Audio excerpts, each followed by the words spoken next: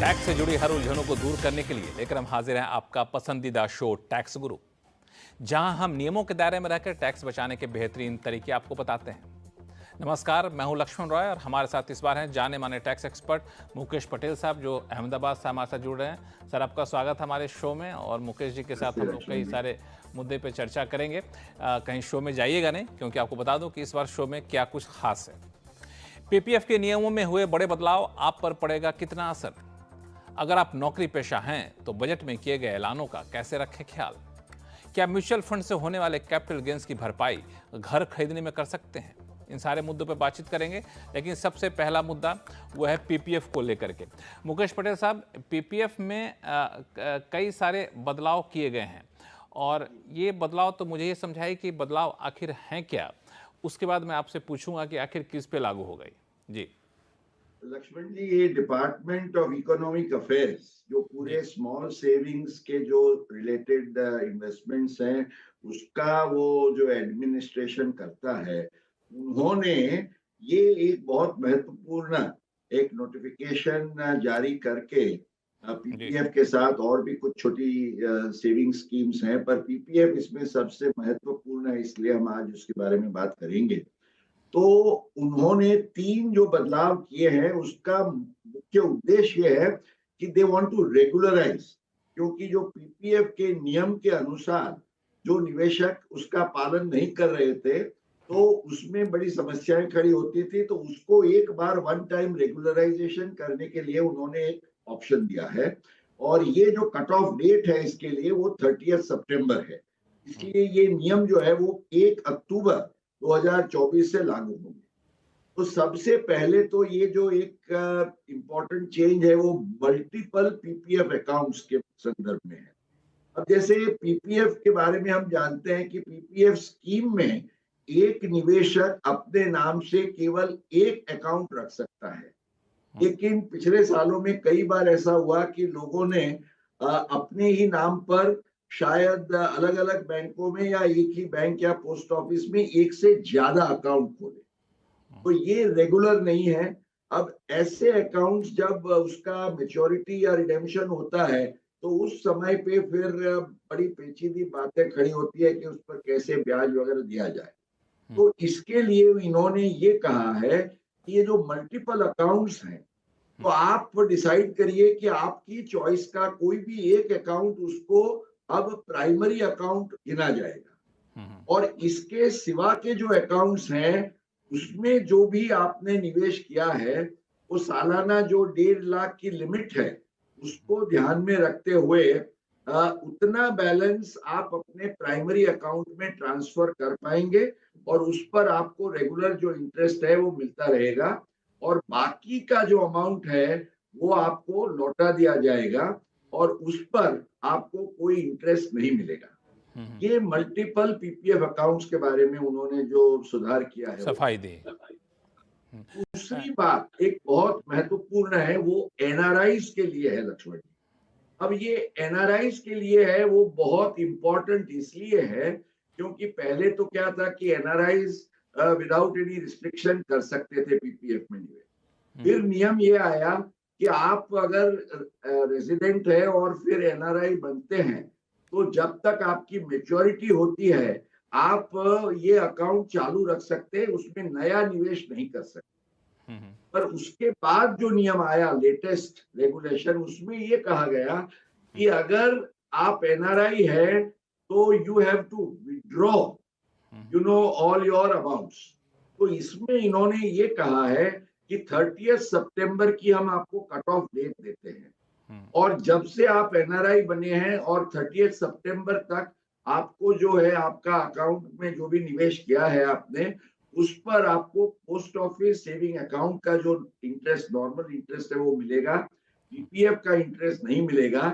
और उसके बाद भी अगर आप विड्रॉ करके बंद नहीं करते हैं तो आपको कोई भी इंटरेस्ट नहीं मिलेगा। This is for the NRI. इसमें एक और बदलाव जो मैं देख रहा था वह है, कई लोग माइनर के नाम पे भी पीपीएफ अकाउंट खुलवा लेते हैं। इसमें भी कुछ नियम में बदलाव किए गए। हाँ, बिल्कुल बिल्कुल लक्ष्मण जी। अब माइनर में जो नियम है वो ये है कि माइनर का एक अकाउंट खोला जा सकता है, लेकिन उसमें जो गार्डियन है, नेचुरल गार्डियन, उसको मदर या फादर जो भी है, उसको उसके नाम से ही अकाउंट होता है। हम्म, पर उसमें एक लिंक, एक रिस्ट्रिक्शन ये है कि माइनर का अकाउंट और पेरेंट का जो गार्डियन का अकाउंट है, दोनों में मिला के सालाना 1.5 लाख से ज्यादा निवेश नहीं होना चाहिए। कई केसेस में लोग क्या करते थे, माइनर के अकाउंट में भी 1.5 लाख डालते थे और 1.5 लाख अपने अकाउंट में होता था। This was a major irregularity. तो इसको सुलझाने के लिए उन्होंने ये कहा है, हालांकि माइनर का इंटरेस्ट डिस्टर्ब न हो, इसलिए उन्होंने ये कहा है कि जब तक माइनर 18 साल का होता है, तब तक ऐसे अकाउंट में हम जो पोस्ट ऑफिस सेविंग्स अकाउंट का है, वो हम ब्याज दे सकते हैं और उसके बाद वो अकाउंट फुल फ्लेज्ड अकाउंट माना जाएगा माइनर का, और बिकॉज वो मेजर हो गया होगा, बिल्कुल। और उस समय से लेके उसका जो है वो इन्वेस्टमेंट वो कर सकेगा। हाँ, तो दीज इसमें आर मुझे दी। बिल्कुल। जी हाँ, जी इसमें मुझे लगता है कि तीन तरह के लोग जो हैं जो पीपीएफ में निवेश करते हैं उनको इससे काफ़ी सतर्क हो जाना चाहिए या फिर कहें इस बिल्कुल। नए सर्कुलर पर गौर करना चाहिए।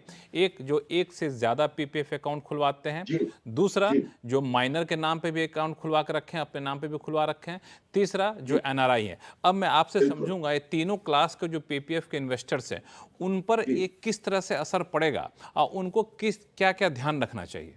अभी देखिए लक्ष्मण जी, मैंने जैसे आपको बताया कि अभी तक ये सब काफी रेगुलरिटीज चल रही थी, लेकिन अब क्या है कि because of computerization and all that, आपका पैन होता है, आपके अकाउंट के बारे में केवाईसी की डिटेल्स वगैरह होती है, तो आपके मल्टीपल अकाउंट्स हैं, या तो आप एनआरआईज हैं, क्योंकि पहले एनआरआई में आपको रेजिडेंसी डिक्लेयर नहीं करनी होती थी, अब तो वो भी करनी पड़ती है, और माइनर के केस में भी मॉनिटरिंग होता है।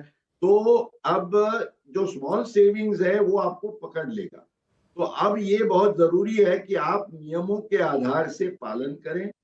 जहां पालन नहीं होता है तो ये 30 सितंबर तक की कट ऑफ डेट में आप उसको अपना रेगुलराइज करने के लिए विड्रॉ करना है या जो भी करना है वो कर लीजिए, ताकि आपको भविष्य में कोई प्रॉब्लम ना हो। और इन फ्यूचर ये तीनों के नियमों को ख्याल रखते हुए लक्ष्मण जी बहुत सतर्क रहना चाहिए कि आप उसका उल्लंघन न करें, नहीं तो आपको this investment will prove to be quite negative and meaningless.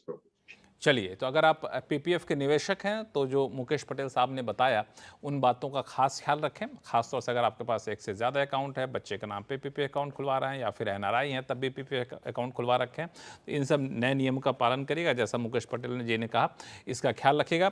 अब शुरू करते हैं सवाल जवाब का सिलसिला। सबसे पहले चलते हैं अहमदाबाद ही चलते हैं, चूँकि मुकेश जी वहाँ से हैं, तो वहाँ से राधे श्याम मिश्रा जी हमारे साथ फोन लाइन पर जुड़ चुके हैं। राधे श्याम जी नमस्कार। नमस्कार सर, नमस्कार। बताएं, मुकेश पटेल साहब आपके ही शहर से हैं और हमारे साथ जुड़े हुए हैं आपके सवालों को सुलझाने के लिए। मुकेश भाई नमस्कार। सर मैं एक रिटायर्ड गवर्नमेंट एम्प्लॉई हूँ जी। तो मेरी कुछ पेंशन इनकम, इंटरेस्ट इनकम, कुछ एसटीसीजी वगैरह की टोटल इनकम 10 लाख के करीब होती है। जी। और यूपी के एक रूरल एरिया में मेरी कुछ एग्रीकल्चरल लैंड है जी। वो, उससे कुछ रेंट इनकम आता है जी। तो मुझे यही जानना है कि क्या वो, कहीं पढ़ा था कि रूरल एरिया में जो है वो एग्रीकल्चरल इनकम एग्जेम्प्ट है, तो उसके बारे में जानकारी चाहिए मुझे। अच्छा, वो जो रूरल एरिया का एग्जामिशन का आपको ख्याल है, वो कैपिटल गेन के संदर्भ में है, पर फिर भी आप निराश मत होइए। आपके केस में या मानिए कोई भी केस में जो हम एग्रीकल्चर इनकम का माइनस, जो सेक्शन 2 के तहत एग्रीकल्चर इनकम की डेफिनेशन दी गई है, उसमें आप अपने आप खुद एक्टिव एग्रीकल्चर करते हैं, या मान लीजिए आपने, जैसे आपके केस में है, आपकी जमीन जो है किसी को एग्रीकल्चर करने के लिए दी है, यू आर दी ओनर, और आपने किसी को ये जमीन दी है जिसके लिए आप कोई रेंट या रेवेन्यू डिराइव करते हैं, तो ये रेंट और रेवेन्यू की इनकम जो है उसको भी एग्रीकल्चर इनकम माना जाएगा और आपको कोई इसमें दिक्कत नहीं आएगी। You can show this as agriculture income. In fact it can be rent not only in terms of money, लेकिन ये काइंड में भी हो सकता है। जैसे आपने किसी के साथ एक अंडरस्टैंडिंग किया कि आपकी जमीन है, उसको देते हैं आप एग्रीकल्चर के लिए, जो भी उस पर उपज होगी उसको बेचते हुए जितना पैसा आएगा उसका certain percentage is given to you, और उसको आप बेचते हैं तो वो भी आपके लिए एग्रीकल्चर इनकम होगी। तो आपको चिंता का कोई कारण नहीं है। It will B exam whether it is rural और नॉट रूरल। चलिए, तो राधेश्याम जी, उम्मीद करता हूं कि आपके सवालों का जवाब मिल गया होगा और कोई चिंता करने की ज़रूरत नहीं है, जैसा कि मुकेश पटेल साहब ने बताया। अब चलते हैं पंजाब, जहां से बरनाला से अमित गर्ग साहब हमारे साथ फोन लाइन पर जुड़ चुके हैं। गर्ग साहब नमस्कार, क्या उलझन है आपकी? नमस्कार सर। मुकेश जी नमस्कार। मुकेश जी, 2-3 क्वेरीज थी मेरी छोटी छोटी। एक तो मेरे फादर की एचयूएफ मैं कंटिन्यू कर रहा हूँ पिछले 20 साल से, उनकी डेथ के बाद। अब मैंने अपनी एचयूएफ भी खोल ली है, तो क्या मुझे वो मेरे फादर की एचयूएफ बंद करानी चाहिए या मेरी मदर कर्ता बन सकती है? नंबर 1। नंबर 2, यदि वो बंद करानी चाहिए तो उसकी जो कैपिटल है वो किसको जानी चाहिए, मतलब उसको रिटर्न डॉक्यूमेंटेशन क्या होगा उस केस में? और एक थर्ड क्वेश्चन एक और था कि जो मैंने अपनी नई एचयूएफ बनाई है उसको मेरा कौन सा मेंबर गिफ्ट कर सकता है ताकि क्लबिंग ऑफ इनकम रूल लागू ना हो? जी, अच्छा, आपके 3 सवाल हैं। सबसे पहले तो आपकी जो शायद चिंता है कि आपका फादर का एचयूएफ और आपका एचयूएफ, आप 2 एचयूएफ रख सकते हैं या नहीं, या इसके बारे में कोई कानूनी आपत्ति खड़ी हो सकती है। द गुड न्यूज इज कि दोनों एचयूएफ आपके केस में चालू रह सकते हैं। एक को हम बिगर एचयूएफ कहते हैं, जो आपके फादर के नाम का एचयूएफ है। फादर के डेथ के बाद वो एचयूएफ में फादर, मदर और आप 3 मेंबर्स थे। तो फादर नहीं है तो मदर और आप दोनों के बीच में भी फादर के नाम का एचयूएफ बिल्कुल चल सकता है, और उसमें कर्ता आप ही रहेंगे क्योंकि आप सबसे बड़े एल्डर चाइल्ड है फैमिली के। अच्छा, आपका खुद का एचयूएफ है जिसमें आप, आपकी पत्नी और आपके बच्चे शामिल होते हैं, उसके भी आप कर्ता रहेंगे। ये दोनों एचयूएफ अलग हैं, एक पिताजी का एचयूएफ है, एक आपका एचयूएफ है। तो दोनों एचयूएफ बिल्कुल वैलिड है, दोनों का उपयोग आप कर सकते हैं। हालांकि फादर का HUF will be in force only until mother is alive. Mother के अवसान के बाद फादर के एचयूएफ की जो भी प्रॉपर्टी है वो आपके एचयूएफ में मर्ज हो जाएगी और एक कंसोलिडेटेड वो एचयूएफ हो जाएगा।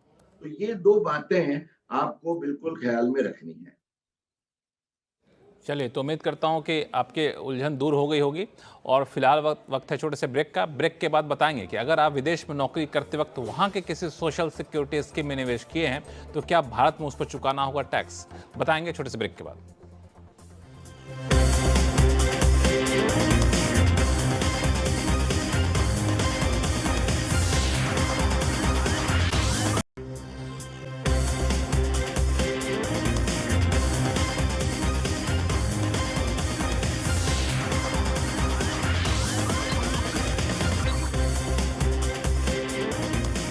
ब्रेक के बाद एक बार फिर से आपका स्वागत है। आप देख रहे हैं टैक्स गुरु, और आपके सवालों का जवाब देने के लिए हमारे साथ अहमदाबाद से जुड़े हुए हैं जाने माने टैक्स एक्सपर्ट मुकेश पटेल साहब।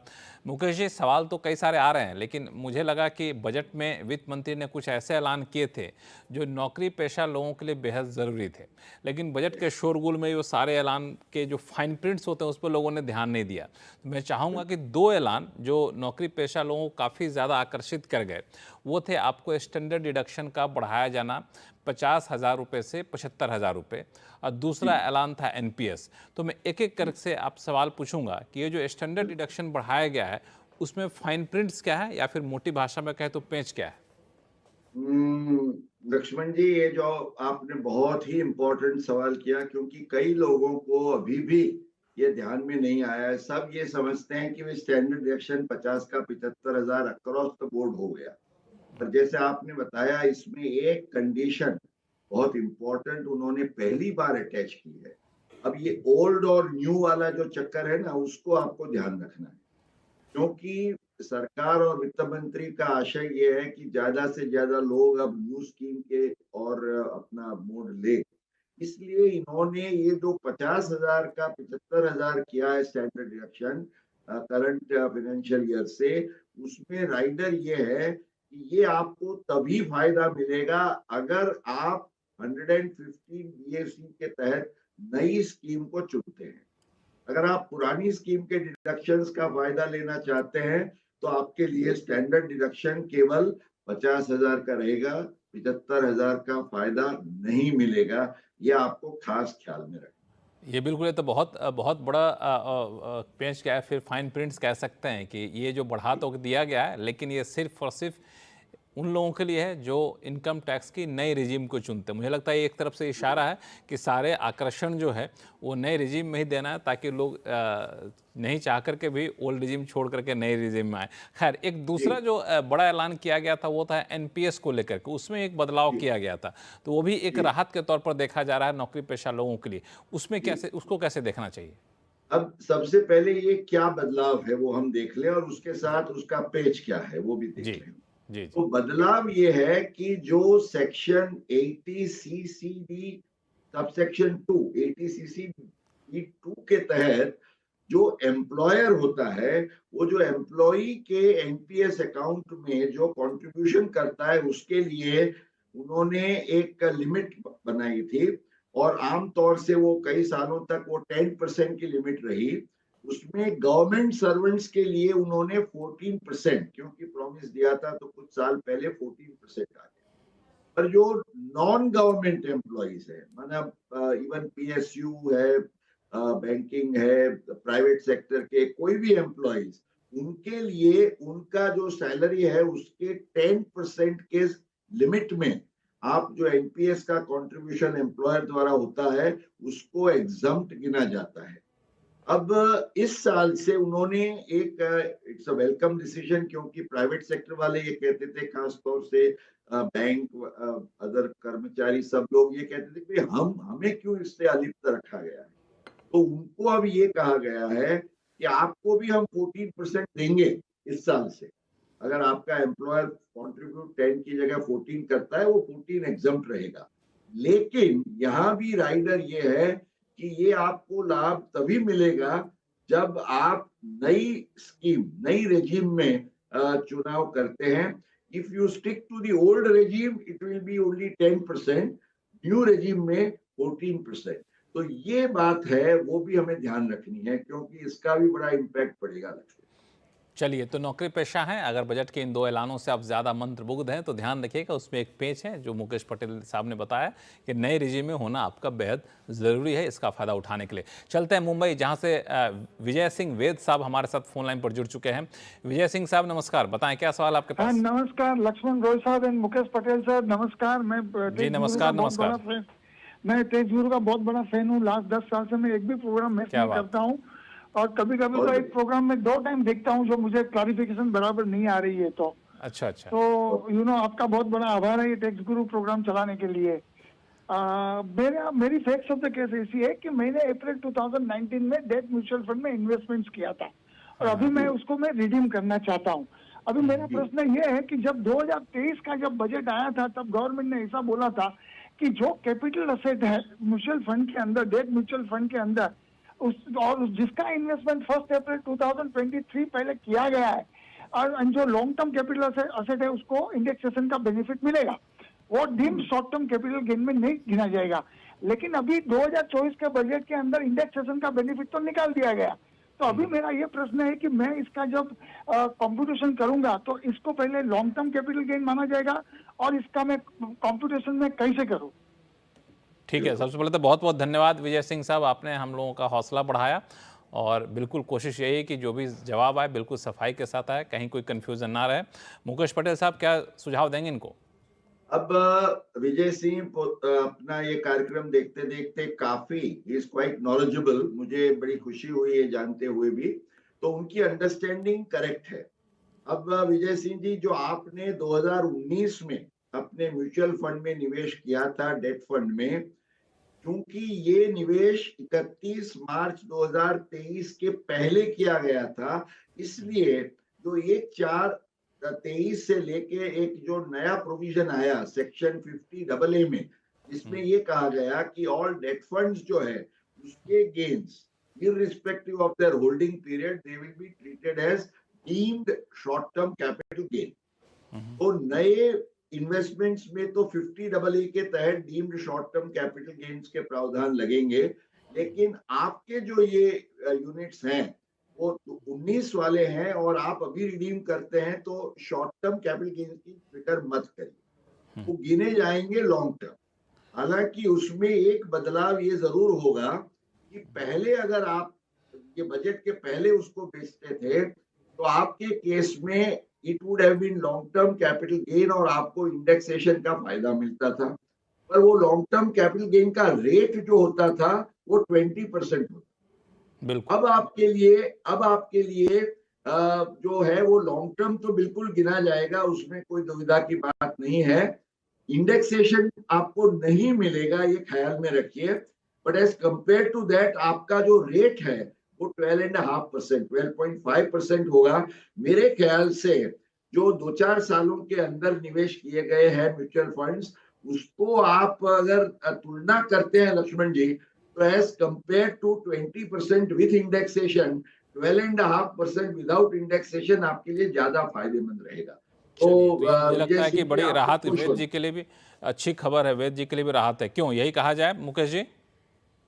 बिल्कुल। चलिए तो आगे चलते हैं, अगला सवाल लेते हैं बेंगलुरु से, जहां से शिवांश सिन्हा साहब हमारे साथ फोन लाइन पर जुड़ चुके हैं। शिवांश जी नमस्कार, क्या सवाल आपके पास? नमस्कार। तो मेरा सवाल है कि मैंने एक फ्लैट खरीदा है इस साल, तो अगर मैं अपने म्यूचुअल फंड्स को स्विच करता हूँ एक स्कीम से दूसरे स्कीम, तो जो कैपिटल गेन्स उससे जनरेट होगा, क्या मैं उस फ्लैट के अगेंस्ट ऑफसेट कर सकता हूँ? वो फ्लैट मैंने लोन पे लिया है। जी ठीक है। अच्छा, ये फ्लैट आपने कब लिया है भाई? मैंने अभी जून में लिया है। जून में? हाँ। माना ये नियम याद रखिए कि जब आप अपना म्यूचुअल फंड बेचते हैं और ये बेचते हुए जो भी आपका गेन होता है, उसके 12 महीने के पहले के समय के अंदर आपने अगर ये नई प्रॉपर्टी में निवेश किया है, जो आपके केस में मेरे ख्याल से ये कंडीशन फुलफिल हो जाएगी, तो आपने पता नहीं था आपको उस टाइम कि आप म्यूचुअल फंड बेचेंगे, आपने एक घर में निवेश किया, एक हाउसिंग लोन ली, अब आप ये म्यूचुअल फंड्स बेचते हैं, उसमें आपको गेन होता है, तो आप अगर म्यूचुअल फंड का पूरा अमाउंट जो है वो समझिए इक्विवेलेंट अमाउंट जो है उसका आप सेक्शन 54F का फायदा लेने के लिए ऑप्ट करते हैं तो आपको जरूर मिलेगा।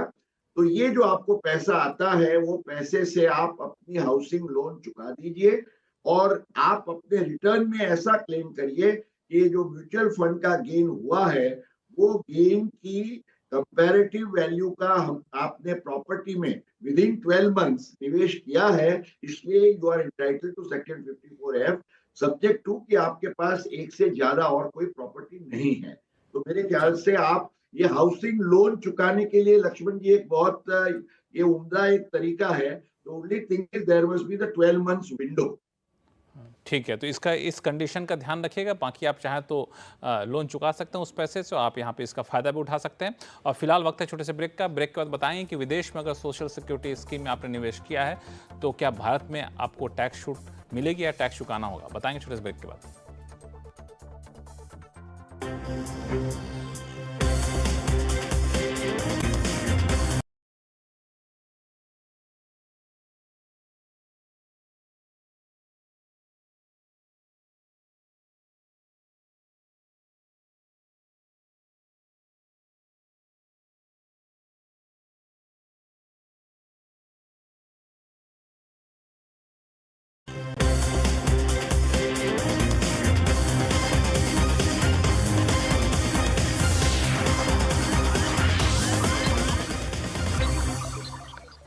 चलिए अब चलते हैं कोलकाता, जहां से अरूप विश्वास जी का सवाल लेते हैं। इन्होंने ईमेल भेजा है और कहा है कि ये थाईलैंड में काम करते थे, अब वापस भारत आ गए हैं।